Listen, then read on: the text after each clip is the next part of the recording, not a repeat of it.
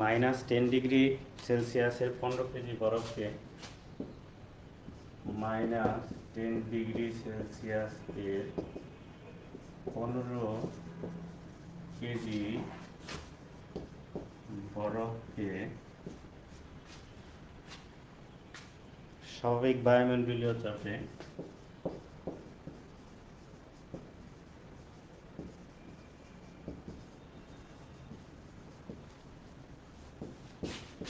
স্বাভাবিক বায়ুমণ্ডলীয় চাপে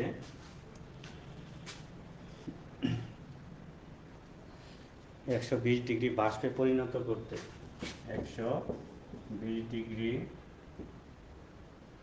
সেলসিয়াসের বাষ্পে পরিণত করতে কি পরিমাণ তাপ লাগবে,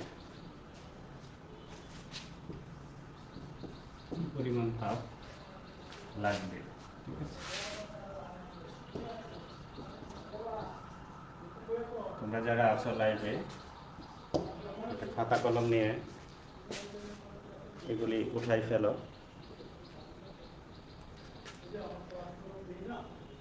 যে অঙ্কের দাগটা উঠাই ফেলো। আমি একটা অঙ্ক পুরো বোর্ডে আসবে না, আমার বুঝতে হবে। আর যদি স্ক্রিনশট দেওয়ার ব্যবস্থা থাকে তো স্ক্রিনশট দিয়ে এই দাগটা উঠাই রাখো, আমার পুরো অঙ্ক এই বোর্ডে আঁকবে না, আমার মুছতে হবে আর আগায় যেতে হবে। তো যাই হোক, অঙ্কের বিষয়টা হচ্ছে যে -10 ডিগ্রি সেলসিয়াস। তো -10 ডিগ্রি সেলসিয়াস থেকে আমার নিতে হবে কোথায় 120 ডিগ্রি সেলসিয়াস। তোমাদের বইয়ে এইরকম অঙ্ক আছে, ঠিক আছে। আমি দুইটা অঙ্ককে একত্র করে একটা মিশ্রণ বানাইছি, যে একটা অঙ্ক করলে যাতে বাকি অঙ্কগুলি করা যায়। এই 5টা প্রসেসে এইখানে আমাদের হিট প্রয়োজন হবে, তাপের প্রয়োজন হবে। এই যে 120 ডিগ্রি বাষ্পে পরিণত করতে 5টা ধাপে আমার তাপ লাগবে। এখন এই ধাপগুলি আমি এখানে সুন্দর করে আঁকার চেষ্টা করি, যে আসলে এখানে দেখো -10 ডিগ্রি সেলসিয়াস। তো -10 ডিগ্রি সেলসিয়াস মানে কি, এটা একটা বরফের একটা টুকরা আছে, এই বরফের টুকরা আছে, এই বরফ থেকে এটা হলো -10 ডিগ্রি সেলসিয়াসের একটা বরফ।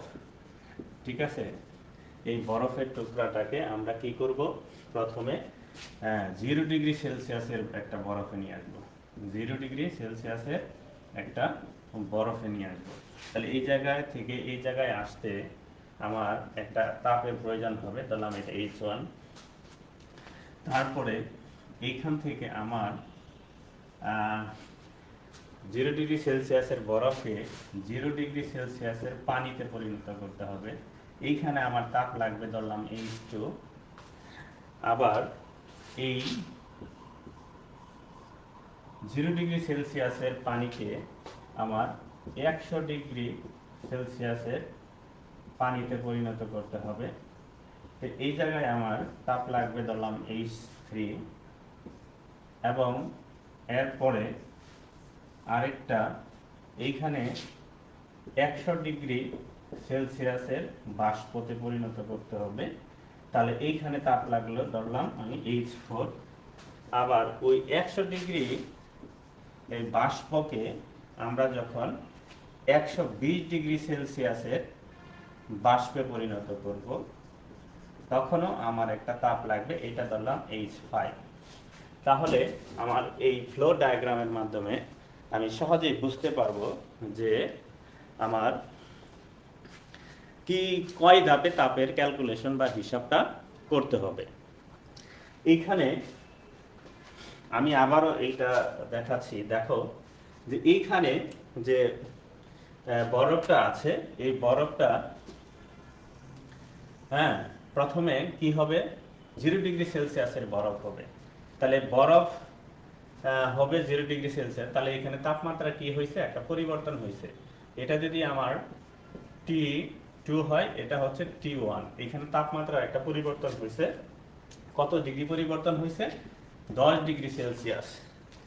10 ডিগ্রি সেলসিয়াস পরিবর্তন হয়েছে।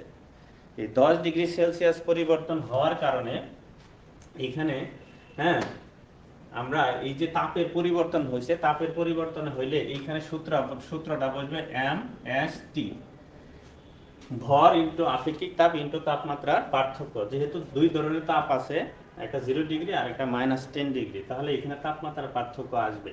আর যেখানে তাপমাত্রার কোনো পার্থক্য নাই, দেখো এখানে কিন্তু তাপমাত্রার কোনো পার্থক্য নাই, এখানেও 0 ডিগ্রি সেলসিয়াস, এখানেও 0 ডিগ্রি সেলসিয়াস। এইখানে সূত্র হবে এম এল, টি থাকবে না, কারণ টি এর কোনো পার্থক্য এখানে আমি পাচ্ছি না। এখানে 0 ডিগ্রি, এখানে 0 ডিগ্রি, 0 থেকে 0 বাদ দিলে 0 হয়ে যাবে, অঙ্কর পুরা মানটাকে 0 করে দিবে।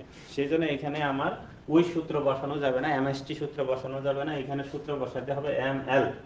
তাহলে এম এল যদি সূত্র বসাই তখন আমি, হ্যাঁ, এম এল সূত্র দ্বারা পাবো, আর এখানে এমএসটি সূত্র দ্বারা পাবো।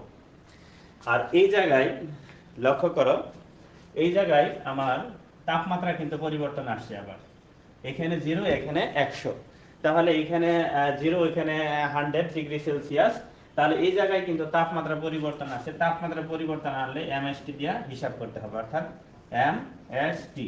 এখানে তাপমাত্রা পার্থক্য আছে, টি মানে T1 মাইনাস T2, টি মানে T2 মাইনাস T1, অর্থাৎ দুইটার তাপমাত্রা পার্থক্য, এটার পার্থক্য 100 হবে। আবার দেখো এখানে কিন্তু তাপমাত্রার কোনো পার্থক্য নাই, অর্থাৎ শুধু অবস্থার পরিবর্তন হয়েছে, পানি থেকে শুধু হয়েছে বাষ্প। আমরা এর আগের ক্লাসে বলছি শুধু অবস্থার পরিবর্তন হইলে তখন কোনো তাপমাত্রা বাড়ে না বা কমে না, শুধুমাত্র তাপ গ্রহণ করে, ওই সময় এই তাপটাকে আমরা সুপ্ত তাপ বা ইংরেজিতে ল্যাটেন্ট হিট বলি। তো যাই হোক, এখন আমরা এইখানে কি করব, এইখানে এই 100 ডিগ্রি সেলসিয়াসের এই জায়গায় আমার কোনো তাপের পরিবর্তন ঘটে নাই, হ্যাঁ, তাপমাত্রা পরিবর্তন ঘটে নাই, কিন্তু তাপ গ্রহণ করছে এই মুহূর্তে, সে কি এম এল। এখন এটা বাষ্পীভবনের সুপ্ত তাপ, অর্থাৎ বাষ্প হইছে। আবার আরেকটা সুপ্ত তাপ এখানে এম এল, দেখো যেখানে এম এল লিখছি সেটাই সুপ্ত তাপ, তাপমাত্রা কোনো পরিবর্তন নাই। এইখানে কিন্তু পরিবর্তন হয়েছে বরফ থেকে পানিতে, বরফ থেকে কিসে, পানিতে পরিণত হয়েছে। তার এইখানে পানি থেকে কিসে হয়েছে, বাষ্পতে। তাহলে এই দুই জায়গায়, হ্যাঁ, এইখানে এবং এইখানে, ঠিক আছে, এটা থেকে এটা হওয়ার সময় আর এই পানি থেকে বাষ্প, বরফ থেকে পানি হওয়ার সময় সুপ্ত তাপ গ্রহণ করে, এই সময় কোনো তাপমাত্রা পরিবর্তন হয় না। এটাই হচ্ছে এই সময় যে পরিমাণ তাপ নিবে সেটাই হচ্ছে সুপ্ত তাপ। তাহলে আমরা দুইটা জায়গায় সুপ্ত তাপ পাইলাম, এই যে একটা সুপ্ত তাপ, এই একটা, হ্যাঁ, সুপ্ত তাপ এম এল। তাহলে এইখানে একটা সুপ্ত তাপ পাইলাম। আর এই দুইটা তাপ কি, আমি যদি এরকম গড় করি, এই দুইটা তাপ হচ্ছে কি, এই দুইটা তাপ হচ্ছে আমার, এই দুইটা তাপ হচ্ছে কি তাপ, এটা হচ্ছে অনুভূত তাপ, অনুভূত তাপ। আর এই দুইটা হচ্ছে যে বৃত্তাকার করে দিলাম, এই দুইটা তাপ হচ্ছে কি, সুপ্ত তাপ। তাহলে আমরা অঙ্কের একটা ফ্লো ডায়াগ্রাম আঁকলাম, যে অঙ্কটা আমার কি কয়টা ধাপে যাবে, এগুলো আসলে মুখস্থ করার কোনো বিষয় না। তুমি যদি এই জিনিসগুলি বুঝো যে আসলে কয়টা ধাপে আমার এইখানে অঙ্কটা সম্পন্ন হবে, এটা যদি তুমি বুঝো তাহলে তুমি অঙ্কটা সহজেই করতে পারবে এবং এটি খুবই ইজি হবে তোমার কাছে।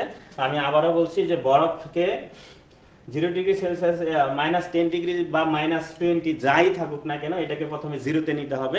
0-তে প্রথমে বরফে যাবে, সরাসরি 0-তে পানিতে যাবে না। এখানে প্রথমে 0-তে যাবে, 0 যাওয়ার পরে 0-র বরফ 0-র পানিতে যাবে, 0-র বরফ 0-র পানিতে যাবে। পরবর্তীতে এই 0 ডিগ্রি সেলসিয়াসের পানি, হ্যাঁ, 100 ডিগ্রি সেলসিয়াসের বাষ্পে যাবে না সরাসরি, প্রথমে তাকে 100 ডিগ্রি সেলসিয়াসের পানিতে যাইতে হবে। ওই 100 ডিগ্রি সেলসিয়াসের পানি আবার কিছু তাপ দিলে সেটা আবার 100 ডিগ্রি সেলসিয়াসের বাষ্পে পরিণত হবে। তারপরে ওই 100 ডিগ্রি সেলসিয়াসের বাষ্পকে, হ্যাঁ, আবার তাপ দিলে তখন আমরা এইখানে, হ্যাঁ, তখন আমরা এমএসটি, ঠিক আছে, H5, অর্থাৎ এমএসটি। এইখানেও তাপমাত্রা পরিবর্তন আছে, ওইখানে 100 ডিগ্রি সেলসিয়াস আর এখানে হচ্ছে 120 ডিগ্রি, অর্থাৎ 20 ডিগ্রি তাপমাত্রা পরিবর্তন হয়েছে, এই বাষ্পের অতিতাপিত স্টিমে গেছে, হ্যাঁ, তখন এই সূত্র হবে অনুভূত তাপের, অর্থাৎ এমএসটি। তাহলে আমরা বুঝতে পারতেছি যে যখন তাপমাত্রা পরিবর্তন হয় তখন এমএসটি, আর যখন তাপমাত্রা পরিবর্তন হয় না তখন কি হবে, এমএল। আমরা এখন তোমাদের এই ক্যালকুলেশনে চলে যাব। আশা করি বুঝতে পেরেছো, না বুঝলে তোমরা কমেন্টে জানাবা। তোমরা যদি না বুঝো তাহলে কমেন্টে জানাবা, তাহলে আমি কমেন্টে জানাইলে আমি তোমাদের উত্তর দিতে পারবো।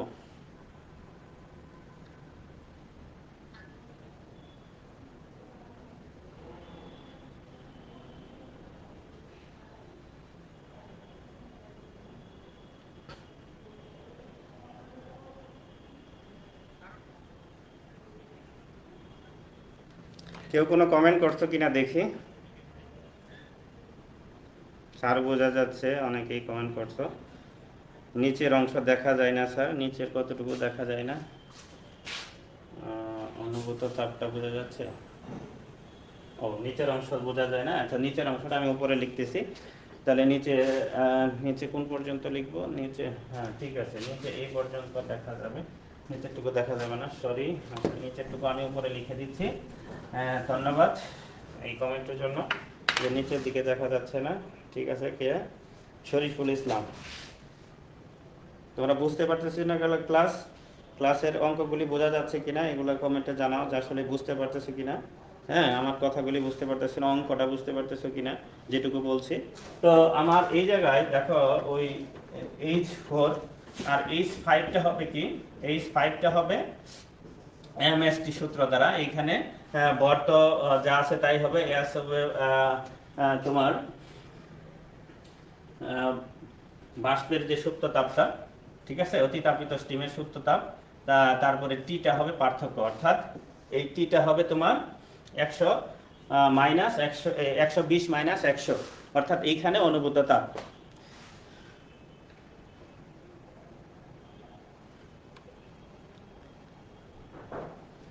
আমরা এখন মুছে দিব, মুছে দিয়ে আমরা অঙ্কটা পুরোপুরি করতে থাকবো। সবকিছুই মোটামুটি মুছে দিচ্ছি, তোমরা স্ক্রিনশট দিয়ে এটা নিয়ে নিও।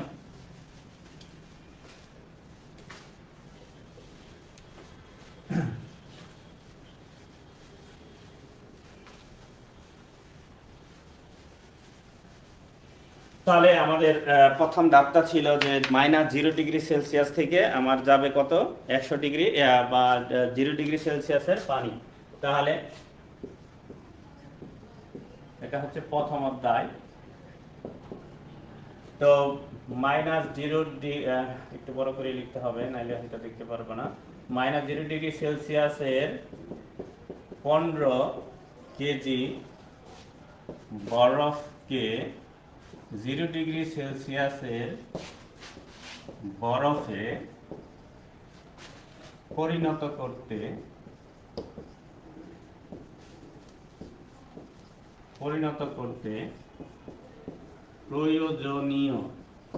প্রয়োজনীয় তাপ H1, ঠিক আছে। H1 ইকুয়াল টু, এটা দিলাম 1 নাম্বার ধাপে আমি অঙ্ক করব, এরকম 3টা ধাপে আমি অঙ্ক করব, সরি 5টা ধাপে আমার অঙ্কটা আসবে। একটা অঙ্কই করাচ্ছি যাতে তোমরা সব অঙ্ক প্রায় পারো। আমি কিছু টিপসও এখানে বলে দিব যাতে তুমি অন্য অঙ্কগুলি পারো। যদি অন্য অঙ্কগুলি করতে সমস্যা হয় তাহলে আমাকে পরবর্তীতে জানাবে, আমি সলিউশন দেওয়ার চেষ্টা করব। আচ্ছা, এখন MST, আসলে টিটা কি? T2 মাইনাস T1, এইখানে M কত? 15 কেজি, M কত? 15 কেজি। আর S হচ্ছে, এই Sটা হচ্ছে 0.5, Sটা হচ্ছে 0.5 kilo calorie per kg degree Celsius into T হচ্ছে তোমার, ওটা যদি মাইনাসে হয় এখানে 10 টি হবে, 10, হ্যাঁ, ডিগ্রি সেলসিয়াস, অর্থাৎ T2 মাইনাস T1। এইখানে দেখো যে এটা হচ্ছে আমার T1 আর এটা হচ্ছে আমার T2। আচ্ছা, তো এখন আমি যদি এটা দেখাই যে T2 মাইনাস T1 কত হয়, তাহলে আমরা দেখতে পাবো যে মাইনাস 0 মাইনাস -10, হ্যাঁ, তখন কি হলো? আলটিমেটলি এটা এটা +10 হয়ে গেল। ঠিক আছে, এই জন্য আমি ওইখানে 10 ধরেছি। তোমরা এই ক্যালকুলেশনটা যদি না বোঝো, এটা আমি দেখাই দিলাম। তো এখন আমাদের এখানে হিসাব করতে হবে। হিসাব করলে আমরা এটা 75 কিলো ক্যালোরি, 75 কিলো, হ্যাঁ, ক্যালোরি পার, এই 75 কিলো ক্যালোরি আসবে। দেখো এখানে একটা বিষয়,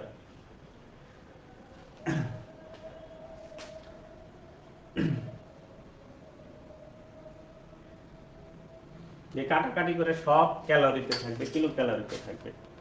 ঠিক আছে, এই যে দেখো কেজি কেজি কাটা যাবে, আর এই সেলসিয়াস সেলসিয়াস কাটা যাবে। হ্যাঁ, তাইলে আমার কি থাকলো, এটা গুণ করলে আসলো 75, এই যে কিলো, এই যে ক্যালোরি। ঠিক আছে, এখন তোমরা বলতেছো স্যার এই যে একক বসাইলেন কেন? একক যদি না বসাইতাম, হ্যাঁ, একক বসাইলেন কেন? একক যদি না বসাইতাম সমস্যা কি? যে একক না বসাইলে সমস্যা হইলো, তোমার একটা সমস্যা আছে। সমস্যাটা হচ্ছে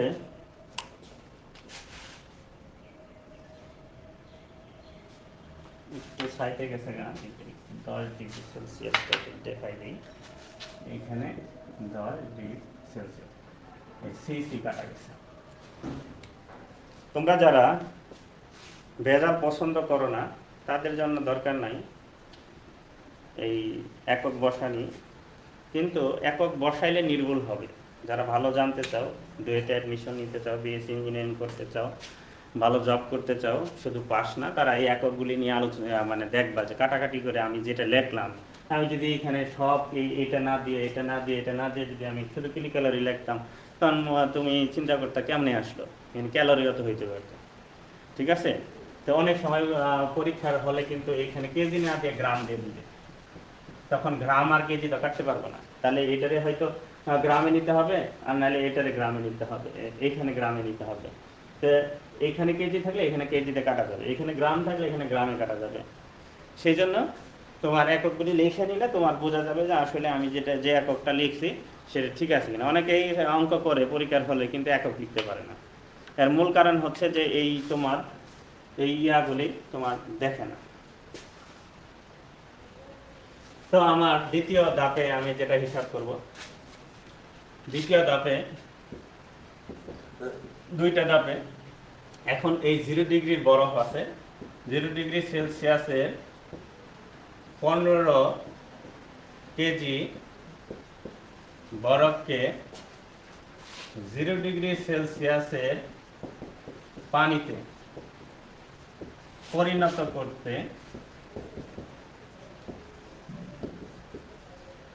করতে প্রয়োজনীয় সুপ্ততা H2, এইখানে ml। তো এইখানে m হচ্ছে 15 কেজি, আর সুপ্ততা এখন সব কিলো ক্যালোরি দিলেই হবে, একক আর আমি লিখতে চাচ্ছি না। 15 আর এল এর বরফ, তোমার এই জায়গায় যে সুপ্ততাপ আছে, বরফের আপেক্ষিক সুপ্ততাপ, সরি, এই যে এখানে লেটেন্ট হিটটা, এই লেটেন্ট হিটটা হচ্ছে যে 80 kilo calorie per KG, 80 kilo calorie per KG, অর্থাৎ 80 kilo calorie per KG, 80 kilo calorie per KG. এইখানে যদি আমি দেখো দিয়ে দিলাম, কেজি কেজি কাটা যায়, তাহলে এখানে যা হয় 80 রে 15 দিয়ে গুণ করলে কত হবে, 1200, অর্থাৎ 1200 কিলো ক্যালোরি। তাহলে সুপ্ততাপ হচ্ছে যে পানিতে পরিণত হইতে 0 ডিগ্রি সেলসিয়াসের পানি, বরফ 0 ডিগ্রি সেলসিয়াসের পানিতে পরিণত হইতে তোমার 80 কিলো ক্যালোরি তাপ লাগে 1 কেজি বরফের জন্য। যদি বলি যে 80 কিলো ক্যালোরি পার কেজি বলতে কি বোঝো, সুপ্ত তাপটা, তাহলে কি হবে? তাহলে কি হবে যে 1 কেজি বরফকে 1 কেজি 0 ডিগ্রি সেলসিয়াসের 1 কেজি বরফকে 0 ডিগ্রি সেলসিয়াসের পানিতে রূপান্তর করতে 80 কিলো ক্যালোরি তাপের প্রয়োজন হয়। অর্থাৎ তাহলে এই যে বরফের 80 কিলো ক্যালোরি, এটা তোমরা কি করবা, মুখস্থ রাখবা। যদি পরীক্ষায় ডাকে দেওয়া থাকে তাহলে ডাক থেকে বসাই দিলাম। তাহলে আমরা এখানে দুইটা হিট পাইলাম, একটা হলো H1, আরেকটা হচ্ছে H2। তাহলে H2টা আমরা এখানে পাইলাম আর H1 পাইলাম। তাহলে এই দুইটা মান পাইলাম, এই যে একটা, এই মানগুলি তোমরা লিখে রাখো, এটা আমরা শেষে যোগ করব। এই মানগুলি আমরা শেষে যোগ হবে, অর্থাৎ মোট তাপ H, তো মোট তাপের সাথে এটা যোগ হবে, 5টা তাপ যোগ হয়ে আমার এটা হবে। তো এখন আমরা তোমার এটা মুছে দিই, যেহেতু বোর্ডের সাইজ আমরা ছোট করে ফেলছি, যেহেতু লেখা বোঝা যায় না। আমরা বড় বোর্ড নিলে এটা সমস্যা হয়, অর্থাৎ আমরা বোর্ডটাকে ছোট করে নিয়ে আসছি। এখন আমরা তৃতীয় ধাপে ক্যালকুলেশন করব। যে তৃতীয় ধাপের ক্যালকুলেশন কি, তৃতীয় ধাপের আমার এখন পানি হয়ে গেছে, বরফটা পুরোপুরি এখন পানি হয়ে গেছে। 0 ডিগ্রি সেলসিয়াসের 15 কেজি এখন আর বরফ নাই, পানিকে 100 ডিগ্রি সেলসিয়াসের পানিতে পরিণত করতে প্রয়োজনীয় তাপ, পরিণত করতে প্রয়োজনীয়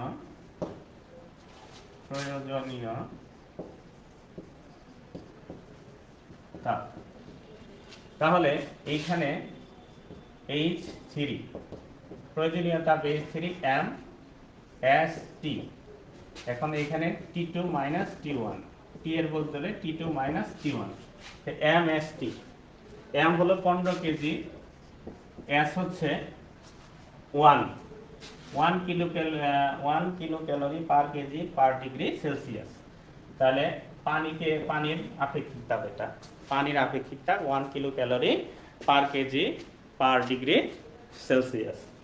এটা তোমরা মুখস্থ রাখবা, এস এর মান। আর এইখানে টি এর পরিবর্তন হয়েছে 1 থেকে, তাহলে এটা 100 দিলেই হবে। তাহলে এইখানে আমাদের আসলো 1500 kilo calorie, 1500 kilo calorie.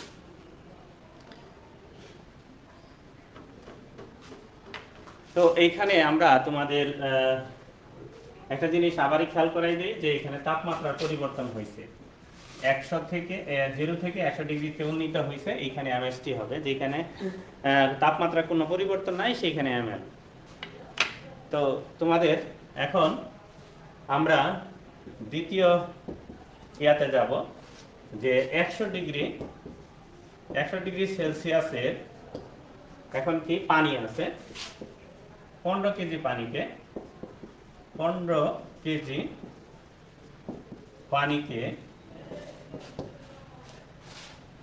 100 degree সেলসিয়াসের বাষ্পে পরিণত করতে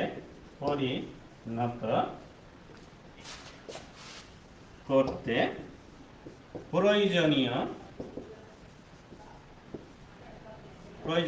সুপ্ত তাপ। এখানে সুপ্ত তাপ হবে কেন, সুপ্ত তাপটা কেন হবে, H4 লিখলাম। এখানে সুপ্ত তাপ কেন হবে, সুপ্ত তাপ হচ্ছে যে এই যে এখানে দেখো 100 আর এই যে 100, হ্যাঁ, তাপমাত্রার কোনো পরিবর্তন নাই, যে there is no change of temperature, ঠিক আছে, অর্থাৎ তাপমাত্রার কোনো পরিবর্তন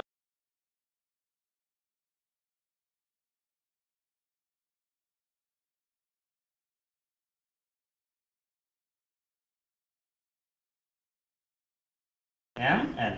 এইখানে m তো সহজ কথা, যে 15, আর l এর মান হচ্ছে যে বাষ্পীভবনের সুপ্ত তাপ। এখন এটা ডাকের মধ্যে লেখা থাকে অনেক সময় ডাকের মধ্যে দেয়া হয় না। তো বাষ্পীভবনের সুপ্ত তাপ হচ্ছে 538.8 kilo calorie per kg degree Celsius. 538.8 kilo calorie পার degree, kilo calorie per KG পার ডিগ্রি সেলসিয়াস। অর্থাৎ এই অর্থাৎ 1 কেজি বরফকে যদি আমি 1 কেজি পানিকে যদি আমি বাষ্পে পরিণত করতে চাই, তাহলে আমাকে 538 কিলো ক্যালোরি, হ্যাঁ, 500 কিলো ক্যালোরি তাপের প্রয়োজন হবে। ঠিক আছে, বাষ্পে পরিণত করতে চাই, অর্থাৎ 100 ডিগ্রি সেলসিয়াসের পানিকে 100 ডিগ্রি সেলসিয়াসের বাষ্পে পরিণত করতে, হ্যাঁ, অর্থাৎ তাপমাত্রা পরিবর্তন নাই কিন্তু অবস্থার পরিবর্তন করতে অর্থাৎ পানি থেকে বাষ্পে পরিণত করতে 1 কেজি পানির জন্য 538.8 কিলো ক্যালোরি তাপের প্রয়োজন হবে। এটা মুখস্থ রাখবা। তাহলে এল এর মান এইখানে মুখস্থ রাখবা, হ্যাঁ, এল এর মান এবং এস এর মানগুলি মুখস্থ রাখবা। আর যদি পরীক্ষার ডাকের মধ্যে দেওয়া থাকে তাহলে তো দেওয়াই থাকলো, না থাকলে মুখস্থ করবা। তো এখানে 8082 কিলো ক্যালোরি, তাহলে আমাদের এটা হচ্ছে H4। তাহলে H4 এসে গেল। তো আমাদের একটা বাকি থাকলো, এটা হচ্ছে H5। H5টা হচ্ছে যে আমার 100 ডিগ্রি সেলসিয়াসের বাষ্প 120 ডিগ্রি সেলসিয়াসের অতিতাপিত বাষ্পে পরিণত হইতে কি পরিমাণ তাপ লাগবে। তাহলে আমরা এইটা মুছে দিই, এটা মুছে দিয়ে আমরা এখানে 5 নাম্বারটা লিখে ফেলি। ঠিক আছে, এইখানে আমাদের 5 নাম্বার ধাপ, যে 5 নাম্বার ধাপে আমরা, এটা কিন্তু একটা রচনামূলক প্রশ্ন হিসাবে তোমাদের ফাইনাল পরীক্ষায় থাকতে পারে। সো ইগনোর না করে এটা বাসায় প্র্যাকটিস করবা, ভিডিওটা বারবার টেনে টেনে দেখবা যে কোনখানে আমি কি বলেছি, তোমরা ভালোভাবে এটা দেখার চেষ্টা করবা। ঠিক আছে, কারো কোনো কমেন্ট আছে কিনা এই পর্যায়ে?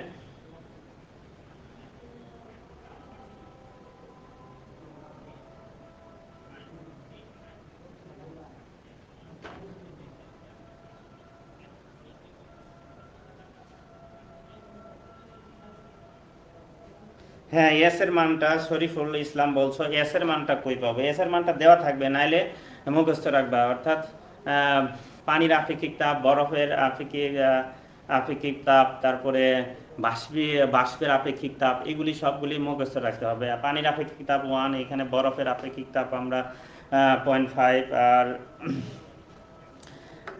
আর আমরা বাষ্পের আপেক্ষিক তাপ আমরা এখানে ইউজ করছি 538.8। ঠিক আছে, আর অবস্থার যখন পরিবর্তন হয় বরফ থেকে তোমার পানিতে তখন 80 ml এল সুপ্ত তাপ 80 মান ধরেছি, 80 কিলো ক্যালোরি পার কেজি। আর এখন একটা ধরবো, সেটা হচ্ছে যে তোমার বাষ্পের সুপ্ত তাপ, অর্থাৎ 1 কেজি বাষ্পকে, হ্যাঁ, 1 কেজি বাষ্পকে তোমার 1 কেজি বাষ্পকে তোমার কতটুকু মানে সুপ্ত তাপ গ্রহণ করবে সেটা আমরা দেবো। দেখো, এখন তো আমার সুপ্ত তাপ দিয়েছিলাম, এখন আমার যেটা দিতে হবে সেটা হচ্ছে যে আমার বাষ্পের সুপ্ত তাপ, এই সুপ্ত তাপ না, বাষ্পের আপেক্ষিক তাপ। বাষ্পের আপেক্ষিক তাপ হচ্ছে 0.08, আমি লিখতেছি তারপরে বুঝতে পারবো। এখন 100 ডিগ্রি সেলসিয়াসের বাষ্পকে 120 ডিগ্রি সেলসিয়াসের বাষ্পে পরিণত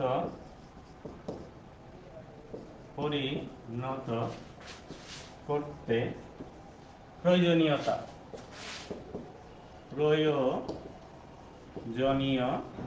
এখানে লক্ষ্য করো, এখানে কিন্তু তাপমাত্রা চেঞ্জ হয়েছে। তাহলে সূত্র হবে কি তাপমাত্রা চেঞ্জ হলে সূত্র হবে কি MST, হ্যাঁ, H5 MST। তাহলে এখানে T2 - T1, হ্যাঁ, অর্থাৎ তাপমাত্রার পার্থক্য। এম হচ্ছে কত, 15 কেজি, আর এচ হচ্ছে 0.48। এটা বাষ্পের আপেক্ষিক তাপ, বাষ্পের আপেক্ষিক তাপ, এখানে সত্য তাপ না, এখানে হচ্ছে আপেক্ষিক তাপ। এম এস টি, এস সবসময় আপেক্ষিক তাপ হিসাবে আমরা ব্যবহার করি, আর এল কে সুপ্ত তাপ। তাহলে এই আপেক্ষিক তাপটা মনে রাখবা, যদি দেওয়া থাকে দেওয়া না থাকলে। তবে এটা এখানে কিন্তু বলা হয়েছিল অঙ্কটা স্বাভাবিক বায়ুমণ্ডলীয় চাপ, ঠিক আছে? এগুলো মনে রাখবা, স্বাভাবিক বায়ুমণ্ডলীয় চাপের জন্য সবসময় আমাদের এই ভ্যালুগুলি যেগুলো আছে এরকমই থাকবে। আর এখানে টি এর পরিবর্তন কত হয়েছে, 20 ডিগ্রি সেলসিয়াস পরিবর্তন হয়েছে, অর্থাৎ 120, আর এখানে হচ্ছে 100। তাহলে এই জায়গায় আমাদের ক্যালকুলেশনটা আসবে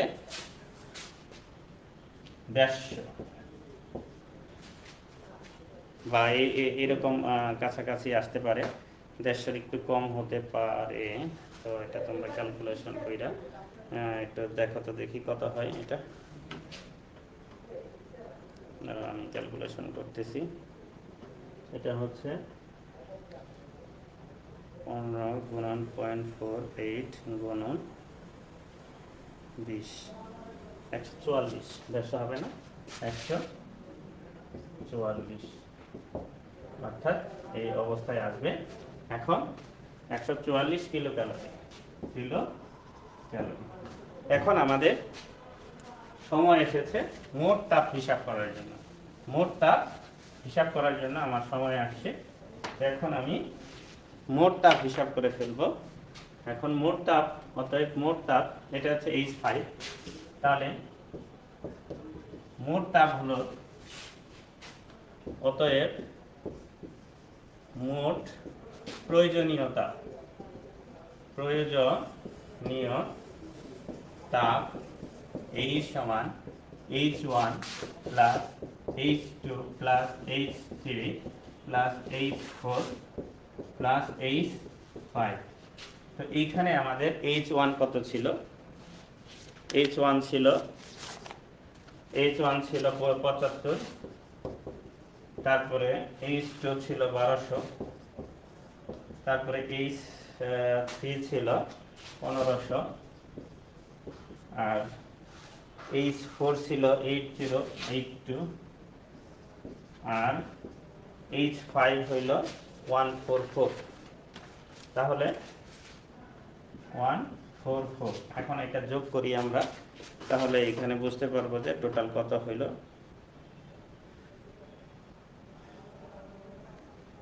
যোগ 8082 যোগ 1500 যোগ 1200 যোগ 75 হলো 11001 কিলো ক্যালোরি। তাহলে এটা হচ্ছে এটা হচ্ছে আনসার। হ্যাঁ, তাহলে এই অঙ্ক কেউ যদি না বুঝো, বারবার ভিডিওটা টেনে দেখবা, আশা করি বুঝবা। তারপরেও যদি তোমরা না বুঝে থাকো,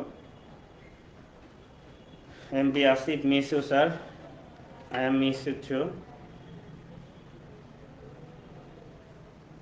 I miss you too. কাউসার খান, কি বুঝো নাই, কি বুঝো নাই সেটা বলতে হবে, কোন অংশ বুঝো নাই সেটা বলতে হবে।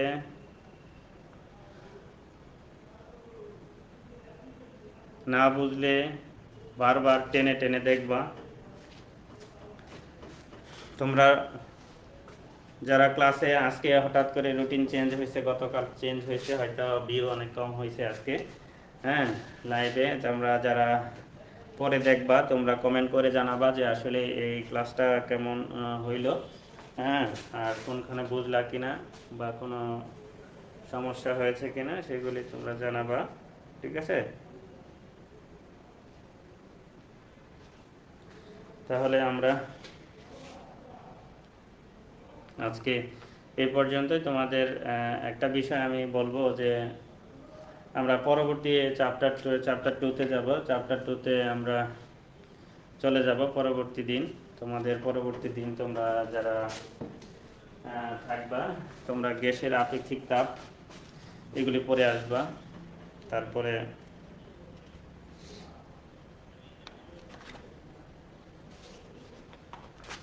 তারপরে তাপ ধারণ ক্ষমতা পড়বা, তাপ ধারণ ক্ষমতার একক এগুলি দেখে আসবা। তারপরে পানি সম বা জল্যতলাঙ্ক, তারপরে তোমরা সমচাপে আপেক্ষিক তাপ ও সমায়তনে আপেক্ষিক তাপ সিপিসিবি এগুলো একটু দেখে আসবা, তাহলে ক্লাসে বোঝাইতে সুবিধা হবে। বইটা সামনে নিয়ে বসে যাবা, যদি লেখা বোঝা যায় বোঝা গেল, শব্দ শোনা যদি যায় আপাতত, তাহলে তোমরা সবাই বুঝতে পারবা।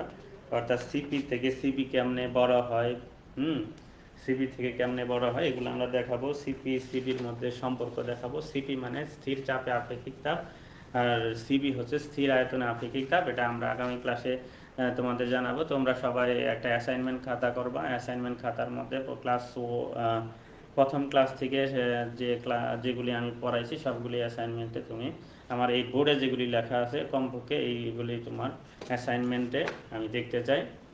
আমি বোর্ডে যে সমস্ত অঙ্ক লিখবো, আমি বোর্ডে যে সমস্ত সংজ্ঞা লিখবো, সেটা পূর্ণ আকারে আমি হয়তো একটা সংজ্ঞার যে আপেক্ষিক তাপটুকু লিখছি, তোমাদের পুরাটুকু লিখে তোমার অ্যাসাইনমেন্টটা করতে হবে। অ্যাসাইনমেন্টের আর অন্য কোনো নাই। আমি এই থার্মোডাইনামিক্স সাবজেক্টে শুধু আমিই নিচ্ছি।